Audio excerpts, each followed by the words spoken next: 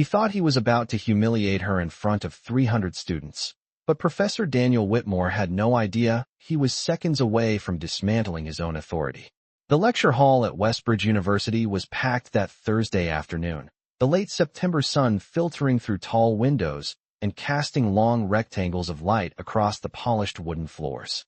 Students filled every tiered row, laptops open, coffee cups balanced beside spiral notebooks, the low hum of conversation echoing beneath the vaulted ceiling. At precisely 2 p.m., Whitmore strode to the podium in his tailored navy blazer, silver hair perfectly combed, his presence commanding instant silence.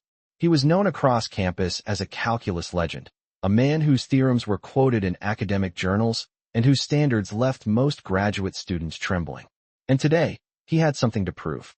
His eyes swept the room slowly before landing on a woman seated near the back, her gray cardigan neat but unremarkable, her brown hair pulled into a simple low ponytail.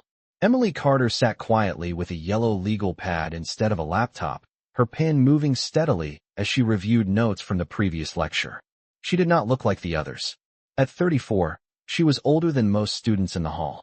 She worked mornings at the campus library, shelving books and managing returns before hurrying across the quad to audit this advanced calculus course. Most assumed she was just curious, maybe trying to finish something she'd started years ago. They did not know how many nights she had spent teaching herself from secondhand textbooks under a dim kitchen light, or how many times she had paused her own education to care for a sick parent. Whitmore adjusted his microphone and began writing across the massive chalkboard in deliberate strokes, the chalk clicking sharply with each symbol.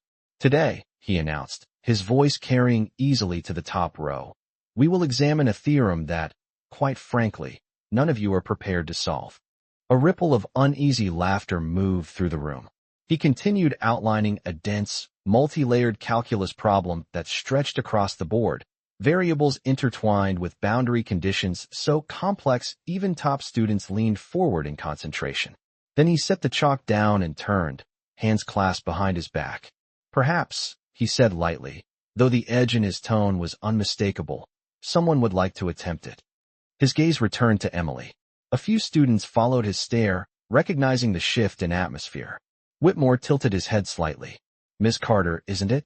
You seemed eager to question my derivation last week. Why don't you come demonstrate your understanding for the class?" A hush fell. Laptops stopped typing. A chair creaked somewhere in the silence. Emily looked up slowly, her expression composed but surprised. She had asked one respectful question during the last lecture, pointing out a subtle inconsistency in a transitional step. It had been enough. Whitmore offered a thin smile. "Take your time," he added, though the challenge was clear. Around her, whispers flickered like static.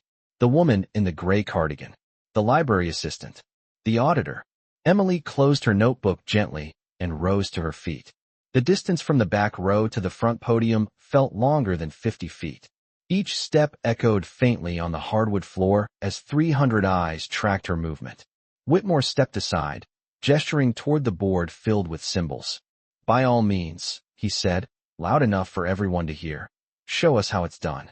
And in that charged silence, with sunlight cutting across the equations and expectation hanging thick in the air, the class prepared to witness what they assumed would be a simple woman's public failure. Emily stood before the chalkboard with the weight of 300 expectations pressing into the quiet air, the faint scent of dust and dry erase cleaner lingering from earlier classes.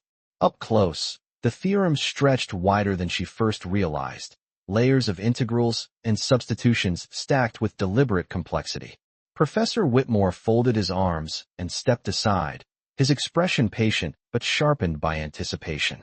In the third row, a student leaned toward his friend and whispered something that drew a restrained chuckle. Emily picked up the chalk, its surface cool and slightly rough against her fingertips, and for a brief moment, she closed her eyes. The room interpreted the pause as hesitation. Whitmore cleared his throat softly. "If you are unsure where to begin, Miss Carter," he offered in a voice coated with polite condescension, "you may start with the outer function." A few heads nodded, as though the outcome had already been decided. Emily opened her eyes and studied the equation again, not hurried, not flustered, but absorbing it piece by piece. She had seen structures like this before. In old graduate-level problem sets she borrowed from the library archives, volumes that most undergraduates never touched. She could hear her own breathing steady, could feel the old familiar rhythm returning, the way symbols began to rearrange themselves in her mind into something almost elegant. Without responding to the professor, she raised the chalk and wrote her first line beneath his. The sound was deliberate and controlled, each stroke precise. Instead of following the obvious substitution Whitmore had hinted at, she redefined a variable entirely, simplifying the outer layer before touching the inner sequence. A murmur flickered through the hall. Whitmore's eyebrows lifted slightly. "Interesting approach," he remarked, though his tone suggested doubt. Emily continued, isolating the boundary condition that had been embedded in the second line of the theorem. She paused only long enough to check her alignment, then adjusted a coefficient that most students would have overlooked. In the upper rows, laptops slowly closed. The atmosphere shifted, almost imperceptibly at first. This was not random guessing. This was methodical. Whitmore straightened, unfolding his arms as he stepped closer to the board. His eyes tracked each line as it appeared. Emily's handwriting remained steady, her numbers evenly spaced, her logic unfolding like a carefully constructed bridge. She did not rush. She did not perform. She simply worked. A student in the front row glanced back toward Dr. Laura Bennett, the visiting professor seated quietly along the aisle. Dr. Bennett leaned forward, her expression no longer neutral but intent. Emily reached the midpoint of the problem and, instead of forcing the expected expansion, she circled a term Whitmore had glossed over in his original setup. The chalk hovered for a second, then she drew a clean diagonal line through an assumption embedded in the condition statement. The whispering stopped entirely. Even the air conditioning hum seemed louder in the silence. Whitmore's jaw tightened almost imperceptibly as he realized she was not just solving the equation. She was restructuring it. Emily finished the line, stepped half a pace back, and without looking at the professor, moved to the adjacent board to continue. The hall remained utterly still, no laughter now, no shifting in seats, only the faint scratch of chalk marking the moment when expectation began to unravel. The second board began to fill as steadily as the first, Emily's movements calm and deliberate, the chalk gliding across the dark surface with a confidence that no longer looked accidental. By the time she reached the lower right corner, the structure of the theorem had changed entirely. What once appeared dense and intimidating now unfolded in a clean progression of logic that even the students in the back row could follow. Professor Whitmore stepped closer, no longer leaning against the podium, but standing within 3 feet of the board, his eyes scanning each transformation. He opened his mouth once as if to interrupt, then closed it again when he realized there was no visible error to correct. Emily isolated the final integral and simplified it using a substitution that had not been covered in lecture. It was not flashy. It was not theatrical. It was efficient. A student in the front row slowly removed his glasses and stared at the board as though seeing the equation for the first time. Dr. Laura Bennett rose from her seat and walked a few steps down the aisle, her heels quiet against the floor. She did not speak, but her attention was unmistakable. Emily completed the final line, drew a precise box around the solution, and stepped back. For a moment, no one reacted. The solution was there, complete and internally consistent. Whitmore stepped forward, reading silently from top to bottom. His hand hovered near the board, tracing the logic in the air as if searching for a weakness. 30 seconds passed, then 60. The room felt suspended in something heavier than anticipation. A student cleared his throat but quickly fell silent again. Whitmore moved to the earlier section where Emily had crossed out his embedded assumption. He examined it carefully, then looked back at the final result. His posture shifted, shoulders tightening as the realization settled in. The theorem did not merely resolve. It resolved more cleanly than his original framing allowed. Dr. Bennett finally spoke, her voice steady but carrying across the hall. She pointed to Emily's substitution and nodded once. She explained that the adjustment to the boundary condition removed a redundancy that had limited the equation's stability. She stated plainly that the solution was correct and that the refinement demonstrated advanced analytical reasoning. A ripple moved through the lecture hall, not laughter now, but something closer to disbelief. Whitmore remained silent, his jaw set, his gaze still fixed on the boxed answer. Emily did not smile. She did not glance toward the crowd. Instead, she picked up the chalk one last time and wrote a short notation beneath the solution, referencing a classical proof from decades earlier that supported her restructuring. It was subtle, almost academic in its restraint. When she placed the chalk back on the ledge, the sound echoed softly in the stillness. 300 students sat frozen, their earlier assumptions dissolving without a single dramatic word spoken. And in that long, unbroken quiet, authority did not collapse with noise or spectacle. It simply shifted, unmistakably, from the man at the podium to the woman in the gray cardigan. For several long seconds after Dr. Bennett finished speaking, no one moved. The late afternoon sunlight had shifted, stretching further across the chalkboards and illuminating the box solution as if placing it on display. Professor Whitmore remained standing inches from the equation, his reflection faintly visible in the dark surface as he reread the final line. His authority had always filled the room with certainty, but certainty now felt fragile. A student in the upper row slowly began to clap before stopping himself, unsure whether applause was appropriate in a calculus lecture. The hesitation only deepened the silence. Whitmore finally turned to face the class, his expression controlled, though the confidence that usually sharpened his posture had softened. He cleared his throat, adjusted the cuffs of his blazer, and forced a measured nod. He stated that the solution was, indeed, mathematically sound. The words seemed heavier than they should have been. A faint murmur traveled through the seats as students exchanged glances that carried something entirely different from earlier smirks. Emily stood quietly beside the board, hands folded lightly in front of her, not claiming victory, not seeking acknowledgement. Dr. Bennett added that the refinement to the boundary condition was not merely correct, but insightful, the kind of reasoning typically developed through advanced, independent study. She looked at Emily with genuine curiosity and asked where she had learned to approach problems that way. Emily hesitated only briefly before answering in a steady voice that she had spent years reading on her own, borrowing graduate texts from university libraries during evenings after work. She explained that she once intended to pursue a doctorate, but had paused her studies to care for her mother during a long illness. The admission was simple, offered without drama. The lecture hall absorbed it in stillness. Whitmore glanced at her again, this time not as a target, but as a variable he had miscalculated.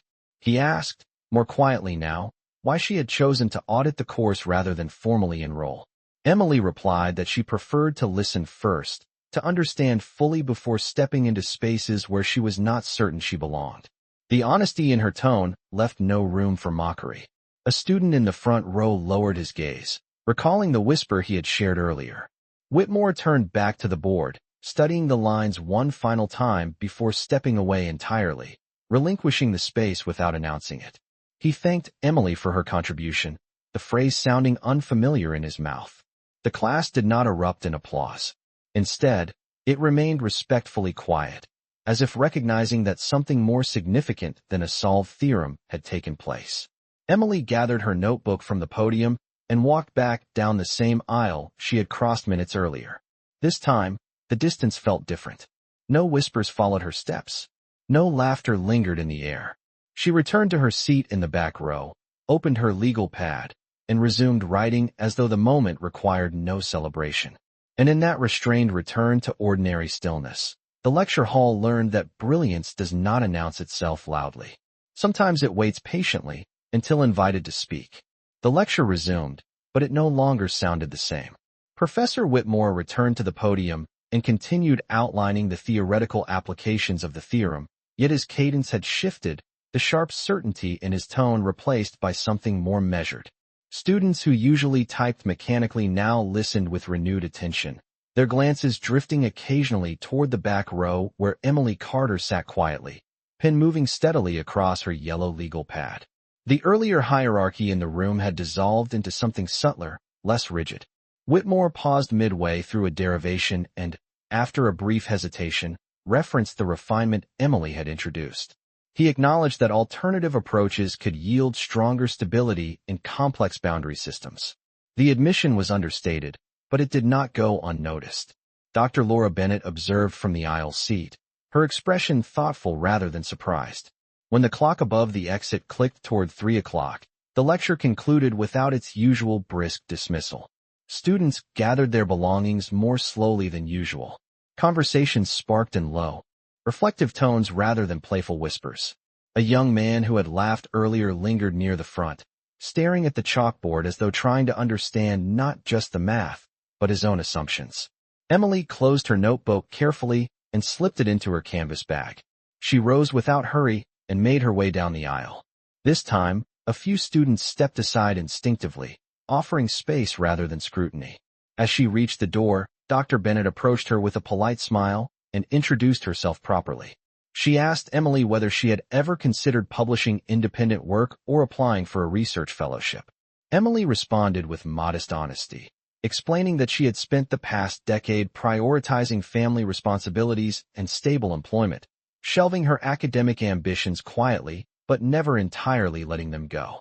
Dr. Bennett nodded with understanding and encouraged her to reconsider, mentioning that talent like hers should not remain hidden in the margins. Their exchange was brief, but sincere. Across the hall, Whitmore stood alone near the podium, erasing portions of the board slowly. He paused when he reached the box solution and left it intact, his hand lowering without explanation. The afternoon sunlight had begun to fade, softening the once harsh contrast of chalk against slate. As the last students exited, the room grew still again, not with tension this time, but with reflection. Emily stepped outside into the crisp air of the campus courtyard, where fallen leaves scattered across the concrete walkways and the distant sound of a campus bell marked the passing hour. She adjusted the strap of her bag on her shoulder and began the familiar walk toward the library where her evening shift would begin in less than 30 minutes. There was no applause following her, no dramatic recognition ceremony, no announcement of change. Yet something fundamental had shifted inside that lecture hall. Professor Whitmore had not lost his position, nor had he publicly conceded defeat, but he had witnessed the limits of his own assumptions. And 300 students had learned that brilliance does not always sit in the front row wearing confidence like a badge. Sometimes it waits quietly in the back, patient enough to let the room underestimate it first. The campus courtyard carried a cool breeze as Emily crossed between brick buildings, the fading afternoon light casting long shadows over the stone benches. Students moved in clusters around her, conversations animated, but when a few recognized her from the lecture hall, their tones softened. One young woman quickened her pace to catch up and thanked her quietly for speaking up in class the previous week, admitting she had noticed the same inconsistency but had not felt confident enough to question it. Emily smiled gently and told her that curiosity was never something to apologize for. She continued toward the library, the familiar glass doors reflecting her steady expression back at her. Inside, the scent of paper and polished wood welcomed her like it always did. She slipped behind the circulation desk, tied her hair back more securely, and began sorting returned textbooks into neat stacks. The rhythm was grounding. Equations faded into the background hum of scanners and whispered study sessions. Yet the events of the afternoon lingered, not as triumph, but as confirmation that the years she had spent studying alone had not been wasted. Across campus, in his office lined with framed degrees and journal covers, Professor Whitmore sat at his desk long after most faculty had left for the day. The board from the lecture remained partially erased in his mind, the box solution stubbornly intact. He replayed the moment when she had crossed out his embedded assumption, recalling the certainty with which he had dismissed her the week before. He prided himself on intellectual rigor, yet he had allowed appearance and circumstance to color his judgment. The realization did not come with dramatic regret, only a slow, uncomfortable clarity.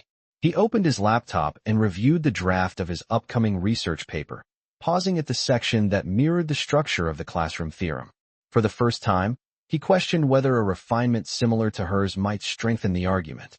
The following Monday, the lecture hall filled again, though the atmosphere felt subtly altered. When Emily entered and took her seat in the back row, fewer whispers followed her. Whitmore began the session without preamble and, midway through a derivation, invited questions. His gaze swept the room, lingering briefly but respectfully on Emily before moving on.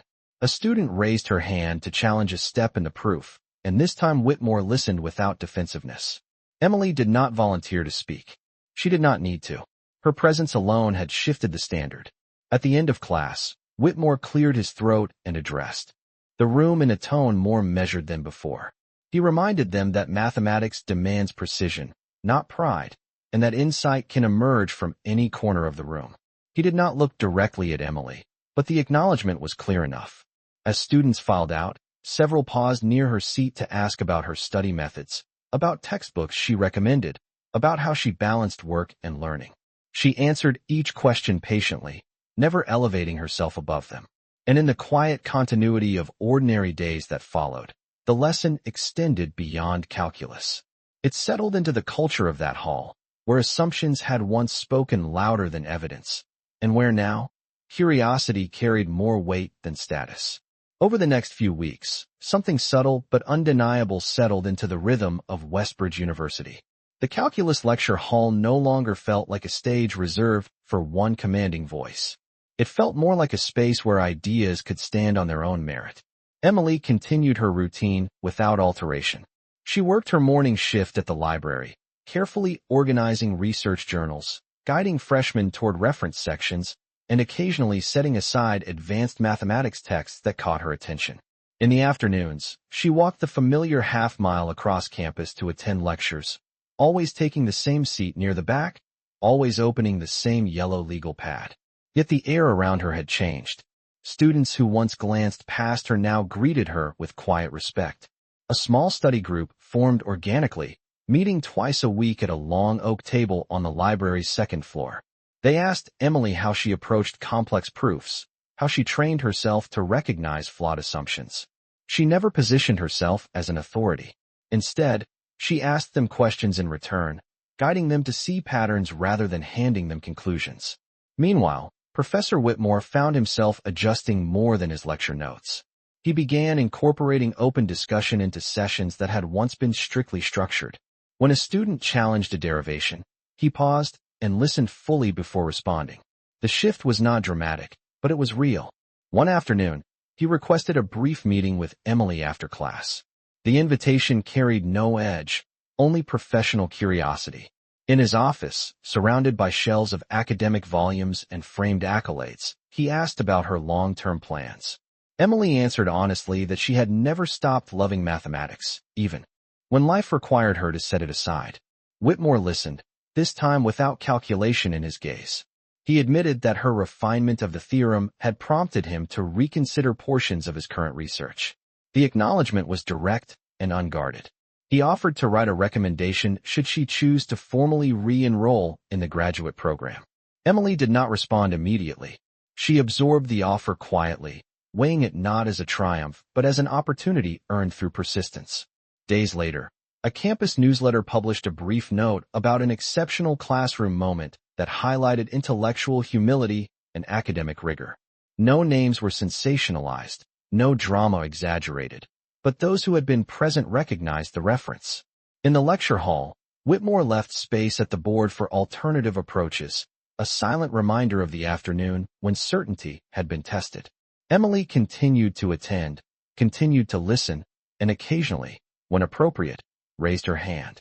There was no applause attached to these moments, no dramatic reversal of roles. Instead, there was steady growth, the kind that does not announce itself loudly. And as autumn deepened and leaves gathered in amber drifts along the campus walkways, Westbridge University carried forward a quieter lesson, one that lingered longer than any theorem. Intelligence does not demand recognition. It waits patiently, knowing that when the moment arrives, evidence will speak louder than assumption ever could. By late November, the campus air had turned sharp and cool, and the trees that lined the brick walkways stood nearly bare. Inside the calculus lecture hall, anticipation carried a different tone than it had weeks earlier. Professor Whitmore announced that the final departmental colloquium would be held before winter break, inviting faculty and advanced students to present research ideas and progress. The event was known for its intensity, a gathering where arguments were examined closely and reasoning tested with precision. When the sign-up sheet circulated, several graduate students hesitated before writing their names. Then, without drawing attention, Emily added hers near the bottom. A few nearby students exchanged surprised looks, but there was no laughter this time. Word of her earlier demonstration had traveled quietly through the department. The evening of the colloquium arrived with a steady rain tapping against the tall windows of the mathematics building. Faculty members filled the front rows while students clustered along the sides, notebooks ready. Emily waited near the back, holding a slim folder containing handwritten notes. She wore the same gray cardigan, pressed neatly, her expression composed.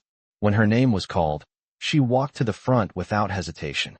The projector screen glowed behind her, but she chose not to use slides. Instead, she turned to the board, the chalk steady in her hand.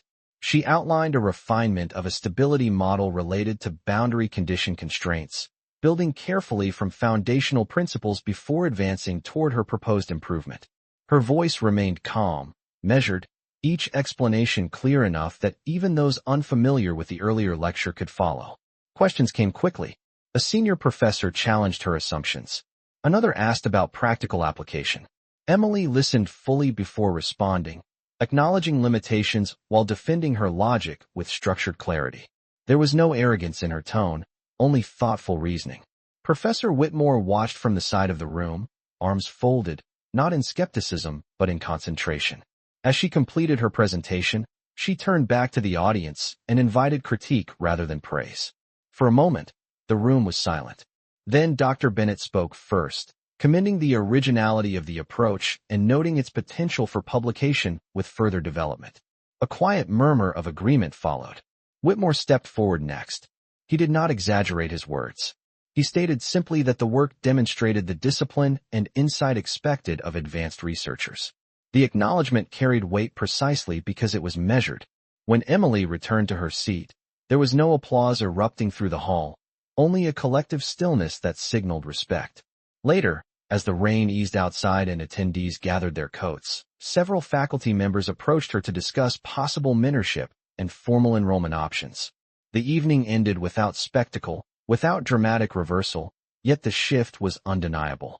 The woman who once sat quietly in the back row had stepped into the center not through force, but through preparation. And as the lights dimmed in the lecture hall and the last footsteps echoed down the corridor, the lesson remained clear. Talent does not fade simply because it waits.